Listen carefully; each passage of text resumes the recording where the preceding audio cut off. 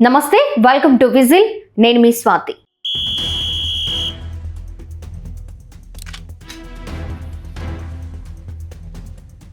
అడవిలో నిశ్శబ్దం. అక్కడ ప్రతి చెట్టు ఒక కథను దాచుకుంది.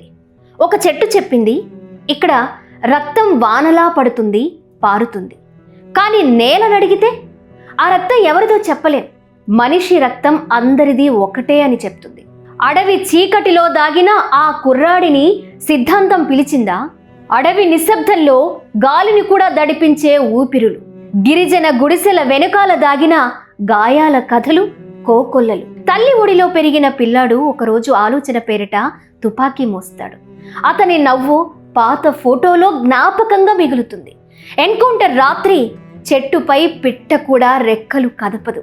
గబ్బిడాలు కూడా రెక్కల్ని బిగబట్టుకునేంత భయం. ఎటు నుంచి బుల్లెట్ వస్తుందో తెలియని చీకటి. కానీ ఆ చీకటిలో రక్తం ఏరులై పారేది తప్పిపోయిన మనుషులదే. ఆ మనుషులను తప్పుదారికి నెట్టిన కారకులెవరు? పాలకులు, పెత్తందారులు, పాలేగాళ్లు రాజ్యంతో కలిసి పేదరికంపై చేసిన రాజ్యహింసే కారణం కాదా? కూలిపోయిన చెట్టు శబ్దం అడవంతా వినిపిస్తుంది. పెరుగుతున్న మొక్క నిశ్శబ్దం రాజ్యానికి వినబడదు, కనబడదు.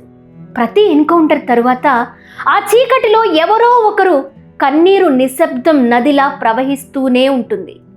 పోలీస్, నక్సలైట్, రెండు జట్లు, రెండు వైపులా.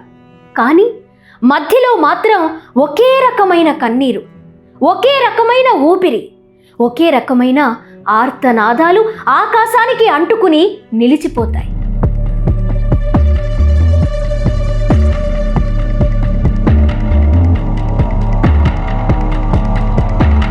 చనిపోయిన వారి జేబుల్లో చిన్న చిన్న పేపర్లు, ముడుచుకున్న ఆకాంక్షలు, చెదిరిన కలలు నేటి ప్రపంచానికి తెలియని రహస్యాలుగా మిగిలిపోతాయి.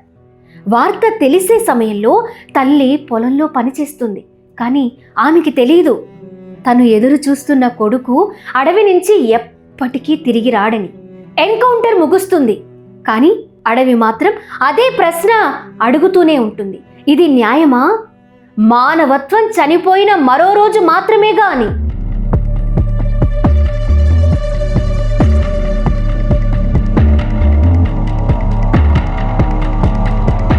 ఉదయం డ్యూటీకి బయలుదేరిన కానిస్టేబుల్ సాయంత్రం ఇంటికి తిరిగి రాడని ఆయన భార్యకు తెలియదు. అరణ్యంలో ఆకుల శబ్దం అసలు మరణ వార్తకి ముందు వచ్చే నిశ్శబ్దం. కానిస్టేబుల్ను బుల్లెట్ తాకుతుంది. బాధ మాత్రం అతని తల్లి గుండెల్లో దిగుతుంది. తండ్రి దుఃఖం బయటకు కనిపించని చెరువవుతుంది. పోలీస్ దుస్తుల మీద రక్తానికి కారణం ఉద్యోగ ధర్మం, దేశ రక్షణలో భాగం. పోలీస్ అధికారి కుమార్తె అడుగుతుంది, అమ్మా డాడీ ఎప్పుడొస్తాడు అని. ఆ పసిపాపను ఏం చెప్పి నమ్మిస్తారు? డాడీలో చనిపోయిన పోలీస్ నాన్న ఎప్పటికీ తిరిగి రానని ఎవరు చెప్పగలరు?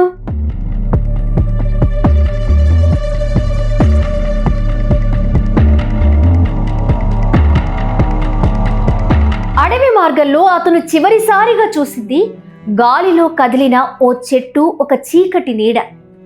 ఆశలు చెరిగిపోయి ఆ అధికారి కుటుంబం జీవితాంతం చీకటి రాత్రుల్లో చిక్కుకుపోతుంది. నానెక్కడా? ఆ ప్రశ్న తట్టుకోలేని గుండెలు పిండేసే ప్రశ్న. అతని భార్య ఊపిరిని తీసుకోవడం ఆపేసి భర్త ఫోటోని చూస్తుంది. ఆ ఫోటో మాత్రమే అప్పుడతన్ని సజీవంగా ఉంచే ఏకైక ప్రదేశం.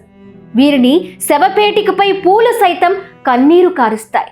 చెట్టు కూడా వాలి ఆ చివరి ప్రయాణాన్ని కళ్ళారా చూస్తాయి. నక్సలైట్ దాడుల్లో చనిపోయిన పోలీసులకు ఒక ప్రత్యేకమైన నిశ్శబ్ద గౌరవం ఉంది. ఎందుకంటే వారు తమ ప్రాణాలు అర్పించి రాజ్యాంగాన్ని బ్రతికించడం కోసం మందుపాతర పేలుళ్ల మధ్య నిలిచి ప్రమాదాన్ని చూడగల ధైర్యం. అది కేవలం శిక్షణ కాదు, అది వారి ఆత్మలో దహించే విధిబలం. పోలీసు చనిపోతే అది ఒక ఇంటి విషాదం మాత్రమే కాదు, దేశానికి గుండె పగలడం, జెండాపై కనిపించని శాశ్వతంగా నిలిచిపోయే ఒక గాయం.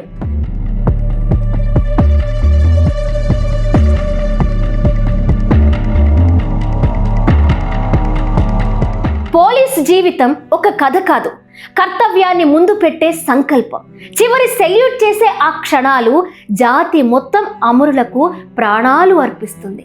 ఈ మొత్తం విషాదానికి కారకులు రాజ్యంలో రాజ్యహింసకు పాల్పడే పాలకులే ప్రధాన కారకులు. జై హింద్.